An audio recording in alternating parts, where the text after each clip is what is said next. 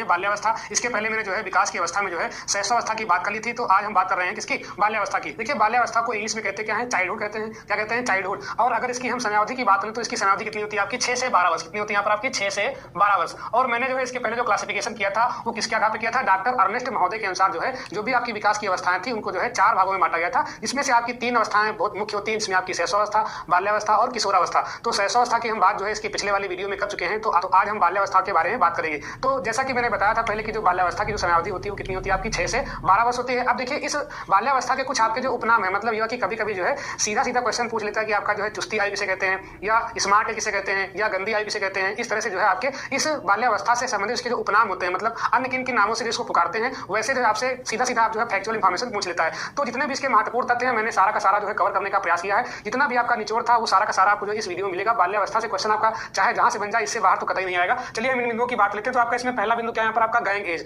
Gang as क्यों कहते हैं, क्योंकि यहाँ पर क्या होते हैं, बच्चे जो है अपनी टोली बना देते हैं, मतलब ये कि अपने जो आपके समलिंगी समूह होते हैं, मतलब अगर बालक है तो बालकों का समूह होता है, अगर बालिकाएं हैं तो जो बालिकाएं होती है वो अपना समूह बनाती है, तो उसे हम क्या बोलते हैं, गैंग एज या टोली या समूह की बात लेते हैं यहाँ पर। तो तीनों नाम आप याद रखेंगे, गैंग एज, टोली एज या समूह। ठीक है, तो समूह की अवस्था, टोली की अवस्था, गैंग एज, इसे किसे कहते हैं, हम बाल्यावस्था को कहते हैं। तो ये सारे के सारे नाम जो है किसके साथ जुड़ेंगे, आपके बाल्यावस्था के साथ। उसके बाद हम बात करते हैं यहाँ पर चुस्ती की आयु, मतलब यह कि स्मार्ट एज। क्यों, क्योंकि इस अवस्था में बालक क्या होते हैं, ज्यादा आपके स्मार्ट होते हैं, कार्य को करने में क्या होते हैं, बहुत ही सहजता महसूस करते हैं, और जो है कार्य को जो है फुर्तीले तरीके से करते हैं, मतलब उनकी जो बॉडी होती है वो एक्टिव होती है, और उनका दिमाग भी क्या होता है, बहुत ही एक्टिव रहता है, मतलब चुस्त रहता है। तो इसे हम क्या बोलते हैं, चुस्ती की आयु या स्मार्ट एज। हिंदी में भी आपका जो है अंग्रेजी वाले वर्ड को जो है हिंदी में सकता है, मतलब स्मार्ट एज लिख देगा वहां पर, तो आपको पता होना चाहिए ये किसके संदर्भ में कहा गया है, बाल्यावस्था के संदर्भ में कहा गया है। चलिए आगे हम बात है डर्टी एज, मतलब गंदी आयु भी इसे कहते हैं। बाल्यावस्था का दूसरा नाम क्या है, गंदी आयु। तो कभी कभी आपका क्वेश्चन यहाँ पे सीधे डायरेक्टली बन जाता है कि डर्टी मतलब गंदी एज किसे कहते हैं, तो कौन सी आपकी होगी यहाँ पर, बाल्यावस्था। ये सारे के सारे आपके बिंदु बहुत ही महत्वपूर्ण है, जो आपकी परीक्षा के लिए बहुत ही आपके जो है आवश्यक है कि आपको ये जानना अनिवार्य है। आगे यहाँ पर बिंदु है बालक का निर्माण कार्यकाल। कहने का अर्थ ये हुआ कि जब बालक जो है शैशवावस्था से बाल्यावस्था में प्रवेश करता है तो वहाँ पर क्या होता है, जैसे जो बच्चे एक अच्छा